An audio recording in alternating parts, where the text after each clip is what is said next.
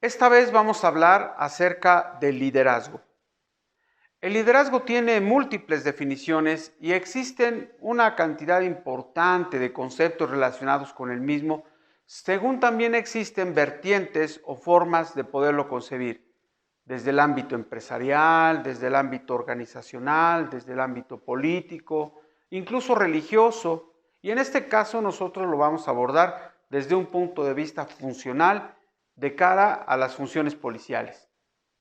El liderazgo podemos concebirlo como una habilidad, como una estrategia, como un don que tienen algunas personas de poder inspirar, de poder influir, de poder incluso manipular a los demás, haciéndolos que todos puedan confluir sus esfuerzos con un fin determinado. De manera que cuando una persona se siente motivada, inspirada, orientada, invitada a participar para el cumplimiento de un objetivo común, es probable que los resultados que éste obtiene sean más adecuados, sean más exitosos y de mejor calidad, dado que existe un ingrediente adicional, que es la motivación personal. Es por ello que este liderazgo normalmente está orientado a la consecución de objetivos determinados. En el caso de la seguridad pública, el objetivo es el mantenimiento de la paz, el orden público, que las instituciones cumplan con la función para la cual fueron creadas y sean dirigidas por personas que en su momento tengan la capacidad de poder hacer una adecuada toma de decisiones. Es por ello que si podemos hablar acerca de los distintos tipos de liderazgo que existen, podemos mencionar 9 tipos que me parece son los más comunes. El primero de ellos es el líder autocrático. Como su nombre lo dice, auto es porque él a sí mismo determina y hace la toma de decisiones.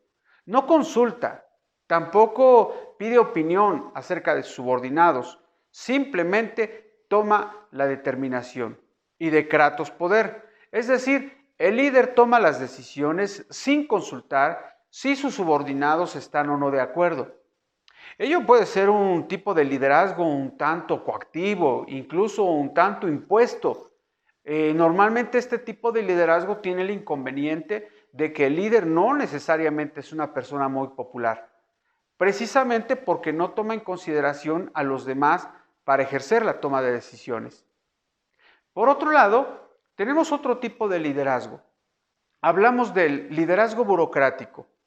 Este liderazgo está basado en el logro de los resultados que como organización o estructura se requieren cumplir, de modo que se establecen los plazos, los lineamientos, los límites y las formas en cómo debe ejercerse. En este tipo de liderazgo no hay lugar a la opinión personal, ni tampoco un líder que imponga las decisiones. Nos basamos al manual. En el caso de la policía, al protocolo, a la directriz, al lineamiento, que vienen de otras autoridades y que solamente nuestros elementos policiales ya deben de cumplirlo sin mayor cuestionamiento. Tenemos un tercer tipo de liderazgo llamado el liderazgo carismático, que viene del carisma, de la imagen, de la atracción. Una persona que con su propia imagen, con su entusiasmo, con su optimismo, con su forma de ser, contagia a los demás para que éstos le quieran seguir. Los demás se sienten invitados o atraídos por su personalidad y son normalmente personas que lo siguen porque este líder los inspira para poder conseguir los objetivos y además que estos no se sientan coaccionados, presionados o incluso forzados de alguna forma a tener que seguirle. Lo hacen voluntariamente, lo hacen de forma desinteresada. ¿Por qué? Porque están convencidos de que esos objetivos son benéficos para la organización en general. Tenemos un cuarto tipo de liderazgo llamado el liderazgo participativo o democrático. Como su nombre lo dice, de demos, pueblo y kratos, poder, en este momento el líder consensa, obtiene opinión, pone las principales decisiones o las características o las directrices o incluso las estrategias las consulta con la base, con sus subordinados, para que entre todos construyan un acuerdo que les sea común al que todos decidan apoyar. Es por ello que este tipo de liderazgo, si bien el líder es el que toma la determinación final, esta decisión se basa en la opinión que ha recogido de cada uno de los participantes. De ahí que su nombre venga de la palabra participativo. Democrático porque incluso algunas de las decisiones se toman por el voto de la mayoría. De modo que el líder consensa, pregunta, cuestiona y al final suma los esfuerzos cuando todos deciden apoyar una determinación por el voto directo o por la mayoría de votos. Otro tipo de liderazgo es el liderazgo que se llama laissez-faire. Es un liderazgo cuyo tecnicismo no refleja exactamente en qué consiste. Hablamos de un líder que en lugar de intervenir o de interferir o de guiar, permite que cada uno de los miembros actúe de forma libre, espontánea, que cada quien identifique su rol, su papel y lo persiga o se encamine hacia el mismo sin necesidad de ser guiado por el líder. Estará de acuerdo que este tipo de liderazgo funciona solamente con personas que tienen un amplio compromiso o conocimiento de sus funciones. De lo contrario, pues se vuelve la anarquía, puesto que no existe una figura de poder o de autoridad que permita coordinar los esfuerzos. Finalmente, hablamos de una forma de liderazgo basado en las personas. En este caso, el líder identifica las cualidades, las debilidades, las fortalezas o las amenazas del grupo. Sabe que el grupo tiene una serie de habilidades, de cualidades y que pueden explotarse. Pero también sabe que tiene debilidades, sabe que tiene amenazas, sabe que existen limitantes en cuanto al número, en cuanto a los recursos o incluso en cuanto al conocimiento, la capacitación para el desarrollo de las actividades. Tal vez este liderazgo le parezca parecido al que se utiliza en la policía, puesto que si bien se basa en nuestros elementos con los que contamos, también tomamos en consideración que en ocasiones no se tienen los recursos adecuados para poderlo llevar a cabo. Y es por eso que este liderazgo trata de optimizar el beneficio común, el logro de los objetivos, basándose precisamente en reconocer que cada uno de estos elementos pueden optimizarse o mejorarse su rendimiento si se utilizan de forma estratégica. En ocasiones es imposible lograr el objetivo dado que no se cuentan con los recursos, pero el grupo de todas formas participará y tratará de acercarse lo más posible al logro de ese objetivo, dada la motivación que tienen y dada la naturaleza de comprender las limitaciones de cada persona. Tenemos otro tipo de liderazgo conocido con el nombre de liderazgo natural. Este liderazgo obedece su nombre a que precisamente hay personas que desde que nacen muestran ciertas habilidades o tendencias naturales que les son innatas, que nacieron con ellas y que normalmente los hacen posicionarse como un líder. Personas destacadas en el habla, personas que por sí mismas tienen una personalidad avasalladora, atractiva hacia los demás, personas que tal vez su carácter congenia, empatiza con los demás y entonces provoca que los demás de forma natural lo sigan.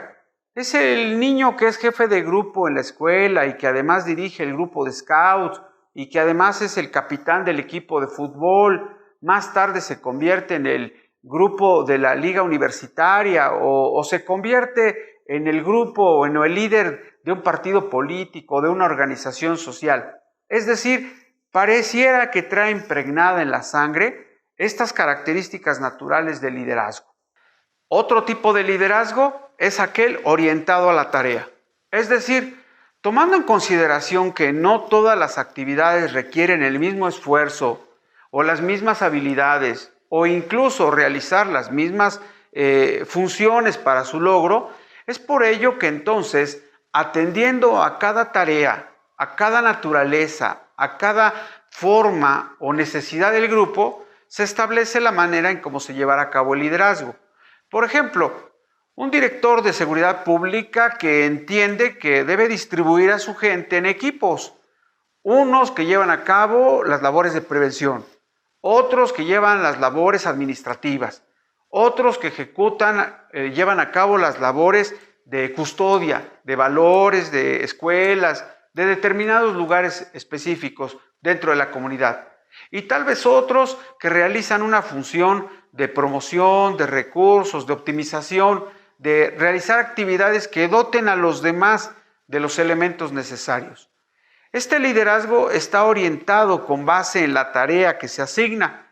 El líder puede identificar que una persona no necesariamente es buena para realizar todas las tareas. Probablemente se desempeñe mejor en algunas y peor en otras. Y entonces el líder determina qué personas deben participar en cierta tarea y omitir su participación en otra, dadas estas diferencias.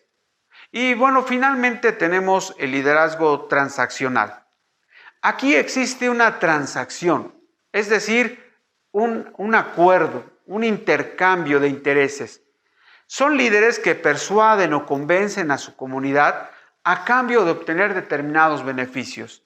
Por ejemplo, el sistema de premios, de estímulos, son formas que se establecen para que una persona se sienta motivada a contribuir al logro de los objetivos gracias a los premios o a los estímulos o a los beneficios que obtendrá precisamente por la realización de esta tarea.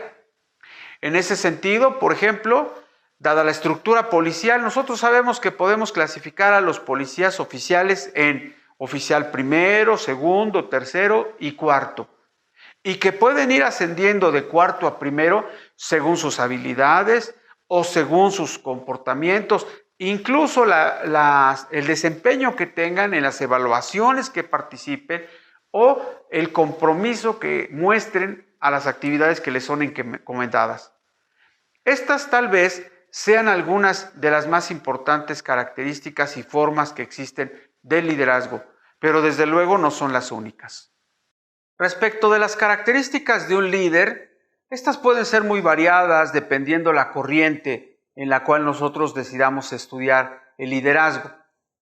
Existen desde quienes señalan 2 o 3 características para un líder a quien hace una lista de más de 25 actitudes o habilidades que éste debe poseer. En general podríamos crear un punto central y establecer cuáles son algunas de las más importantes.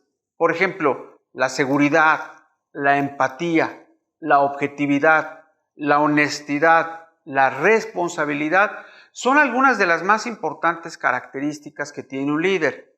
Cuando hablamos de la seguridad, nos referimos a la certeza, al convencimiento que tiene tanto de los objetivos como de las formas para conseguirlo. El optimismo significa pensar siempre en los mejores resultados, tener una actitud positiva, mostrar entusiasmo, mostrar energía positiva para saber y hacerle saber a sus seguidores que el objetivo es posible alcanzarlo.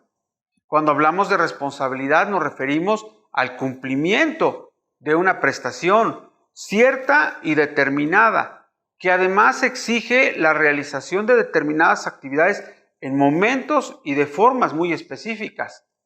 Cuando hablamos acerca de empatía, nos referimos a empatar el carácter, esta manera de persuadir, haciendo que tus intereses y mis intereses confluyan en un mismo punto, de modo que ambos estamos convencidos de que unir nuestras fuerzas y canalizarlas en el mismo sentido se obtienen mejores resultados. Este tipo de liderazgo es muy positivo, puesto que además permite que las personas se sientan convencidas plenamente de que quieren realizar las actividades, y tal vez sea una de las más importantes cualidades de un líder, la empatía. El liderazgo dentro de la función policial es fundamental. Sabemos que cada director, cada comandante, cada jefe de turno o mando policial debe ser necesariamente un líder si pretende alcanzar los objetivos que se establecen como parte de la función policial. No se puede concebir la realización de esta función sin ejercer adecuadamente un liderazgo. ¿Por qué? Porque sabemos que el líder tiene claramente establecidas cuáles son las funciones que debe desempeñar. El director asiste a reuniones donde en otras estructuras de gobierno le son dadas directrices o instrucciones específicas de cumplir con operativos determinados.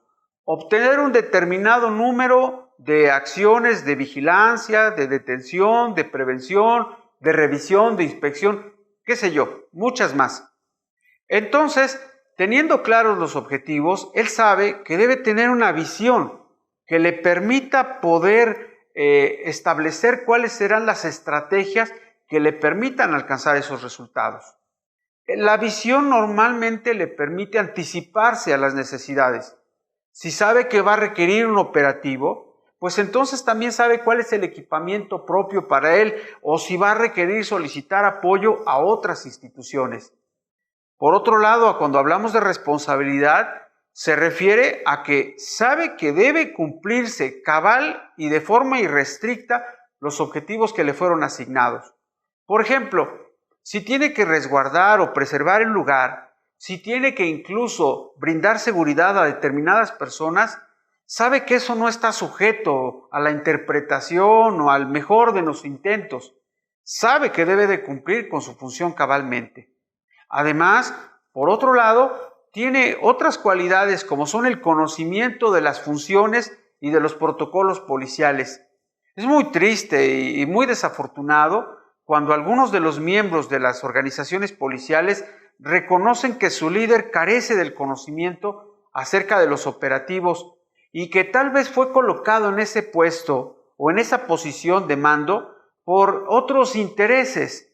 No quisiera entrar en un tema escabroso, pero algunos refieren que están ahí por cuestiones de amiguismo, de compadrazgo, de favoritismo o otros pseudointereses que no obedecen necesariamente al conocimiento.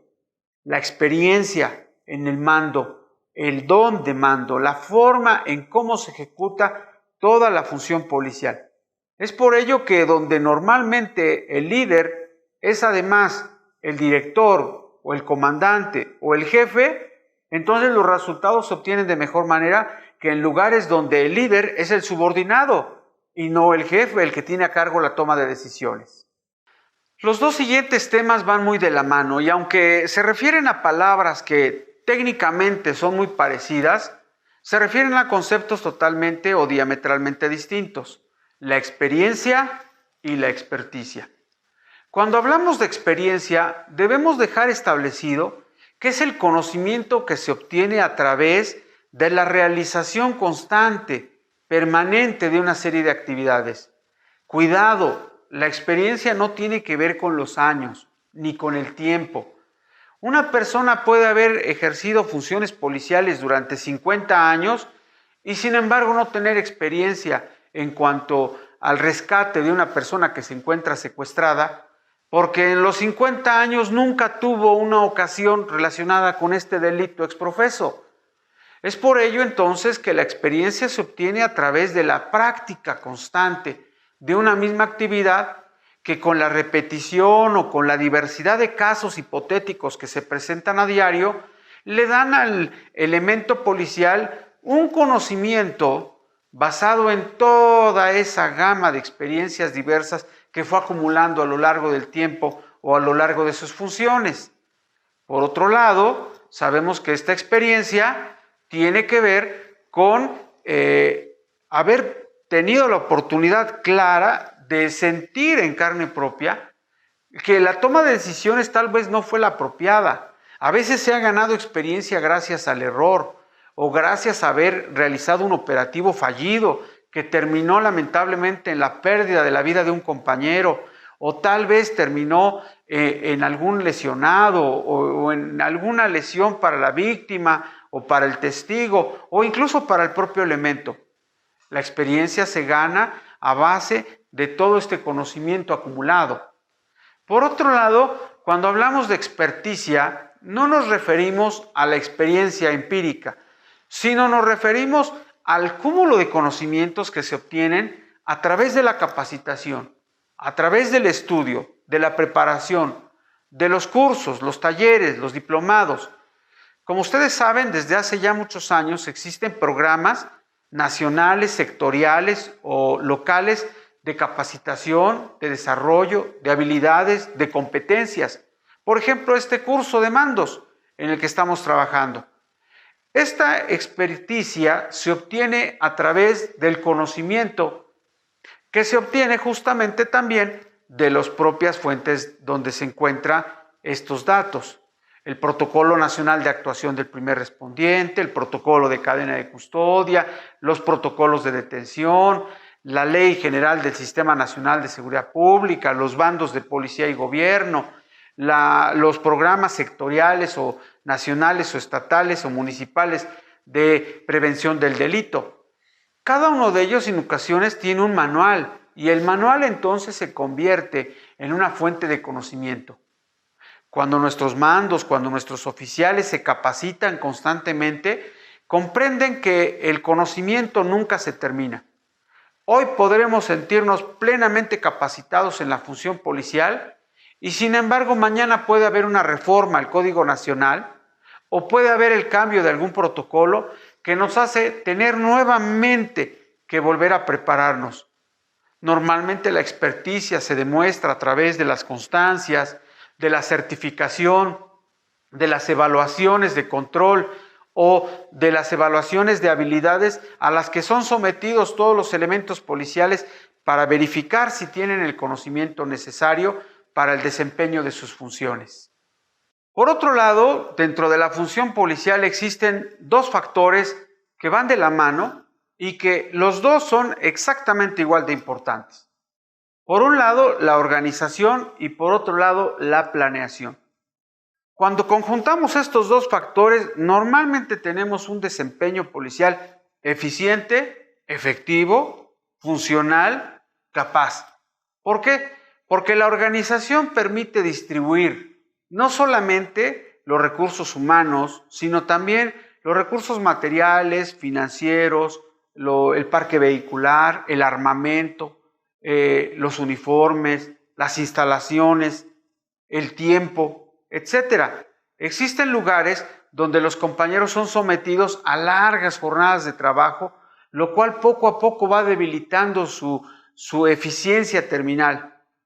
México es uno de los países que apuesta porque una persona debe trabajar más horas para producir más, mientras que en otros países, al contrario, se piensa que una persona puede ser más productiva si se reduce su jornada laboral.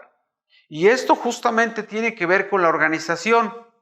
Una crítica personal que normalmente yo hago en las instituciones policiales son los horarios de 12 por 24, de 24 por 48, de 24 por 24.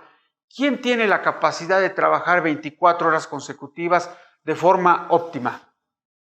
Si una máquina la ponemos y se sobrecalienta, un ser humano desde luego que no tiene esa capacidad.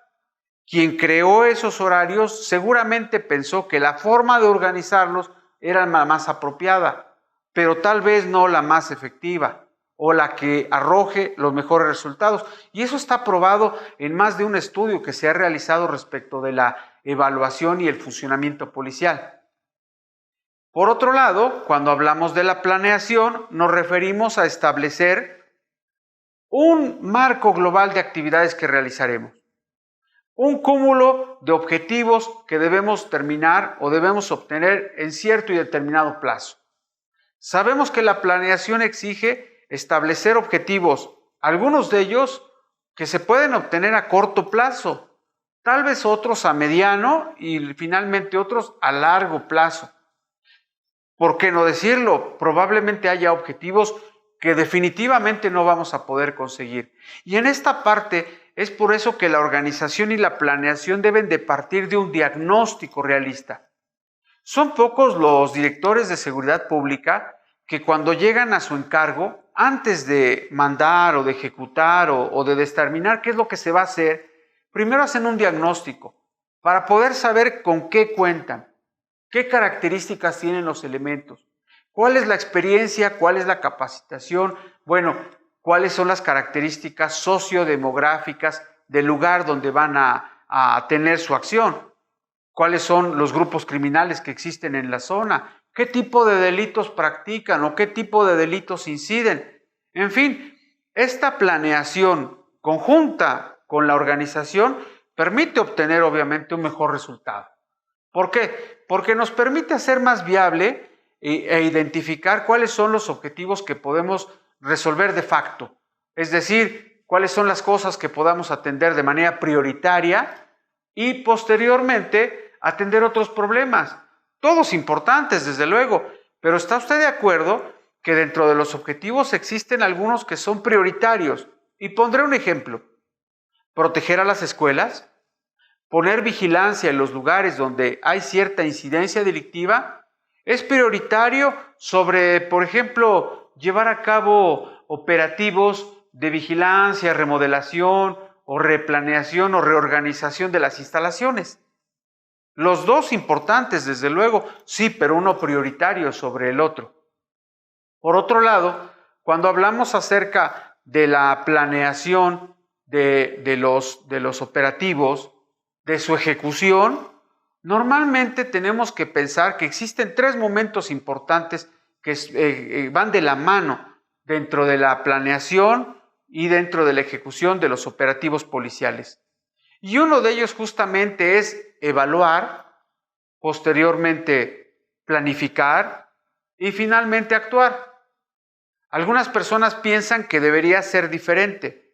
Sin embargo, yo no puedo ordenar la intervención policial si no primero he evaluado los riesgos. He logrado determinar cuál es el plan de acción, cómo vamos a intervenir, para finalmente ejecutarlo de manera adecuada. Y le voy a poner un ejemplo que puede ilustrarlo de manera muy sencilla. Un día determinado, en el estadio de fútbol que se encuentra en Guadalajara, un grupo de policías observa que las porras de los equipos empiezan a agredir entre sí. Aproximadamente unos 30 elementos por cada una de las porras, 60 personas ahí aventándose, golpeándose, ofendiéndose. Se acerca la policía para tratar de contener y de momento las dos porras dejan de golpearse entre sí y se vuelven aliados para volverse contra la policía. 14 elementos policiales quedaron aislados dentro de un grupo de más de 150 personas que les agredían. Eso nos hace entonces preguntarnos, ¿era pertinente actuar con 12 policías, 14 policías, 20 policías? ¿Debía haberse establecido primero la evaluación de riesgos? Son personas la mayoría alcoholizadas, nos superan en número, se encuentran en una posición desventajosa desde la posición geográfica estratégica. Recuerde usted que uno de los principios de la intervención en la fuerza es la proporción de 2-1. Si eran 60 personas agrediéndose, nosotros debíamos intervenir por lo menos con 120 elementos, no con 14. El resultado fue 2 oficiales puestos en coma por los brutales golpes que recibieron, 8 heridos y una terrible y muy lamentable situación que tuvo que enfrentarse a evaluar si realmente fue la forma de proceder en ese momento. Seguramente todos ustedes han visto que en otras ocasiones el operativo policial falla. Y falla precisamente porque no se evaluó, no se midió apropiadamente los riesgos, las circunstancias, esa parte de incertidumbre que existe en cada cosa. No es lo mismo realizar un operativo de día que en la noche respecto de la prevención de un delito o enfrentar a un grupo criminal. No es lo mismo enfrentar a un grupo criminal con todo el armamento, el equipamiento apropiado, el personal adecuado, los vehículos adecuados, o enfrentarlo con los recursos que tenemos. De modo que seguir estos pasos es fundamental. Finalmente, cuando nosotros llevamos a cabo la evaluación acerca del desempeño que se llevó a cabo dentro de los operativos, no es con la intención de identificar culpables, como en ocasiones suele suceder en nuestro país. Cuando un operativo falla, normalmente hay que buscar a quién responsabilizar para que éste sea procesado, destituido o incluso se le inicie un proceso penal o administrativo. Muchas veces la evaluación tiene que obedecer a otros fines más importantes. Por ejemplo, la evaluación permite identificar qué hacemos bien y qué hacemos mal. ¿Cuál es el conocimiento técnico que tenemos consolidado y cuáles son los conocimientos de los cuales carecemos por completo de la forma de ejecución? En un operativo fallido, eso nos permite poder identificar nuestros errores. A veces los videos que tomamos nosotros mismos o que toman la ciudadanía o las cámaras de vigilancia nos permiten identificar que la función policial no fue debidamente ejecutada, que la manera de intervenir no fue la más apropiada, las técnicas de lucha cuerpo a cuerpo, de control de personas, el tipo de armamento con el que intervenimos no fue el ideal. Y esto, si debe servir justamente para reflexionar acerca de cómo podemos mejorar la operatividad. Pongo un ejemplo. Existe un caso donde hubo un lamentable accidente en un bar llamado The News Divine, donde tristemente se detienen por la mañana unas personas, adolescentes que se encontraban ingiriendo bebidas, se cierran las puertas con la intención de trasladarlos a todos a los centros de investigación o a las oficinas administrativas, y el retraso en la llegada de los camiones, el fallido operativo provoca que los adolescentes, en un afán por querer huir, se aplastan entre sí, muriendo varios adolescentes esa mañana. ¿Quién está en la cárcel? Los oficiales que ejecutaron justamente ese operativo. ¿Por qué? Porque había que buscar a quién culpar, porque era necesario identificar quién tenía que pagar los platos rotos. Sin embargo, ¿por qué no mejor revisamos el operativo y nos dimos cuenta que muchas otras unidades de policía trabajan de la misma manera? Y que a veces nuestros mandos policiales dicen, quiero que hagas esto y no cuestiones, cuando justamente una de las funciones del policía es cuestionar, es pensar, es saber si la estrategia es la más apropiada. Y justamente por ello es que este tema se convierte en la estructura fundamental de la preparación del mando policial. Por su amable atención, muchas gracias. Quisiera recordarle que pudiera usted consultar toda esta información en la información que aparece justamente en los cintillos correspondientes, consultar el canal de YouTube y por qué no decirlo, poder ampliar su conocimiento respecto de otros temas que mostramos por ahí. Finalmente, yo quisiera cerrar esta sesión con un principio del derecho como lo hemos hecho tradicionalmente. Y en este caso yo me quisiera referir justamente a un principio que tiene que ver con la justicia. La justicia es darle a cada quien lo que se merece de acuerdo con sus méritos. Así lo decía el viejo sabio Cicerón.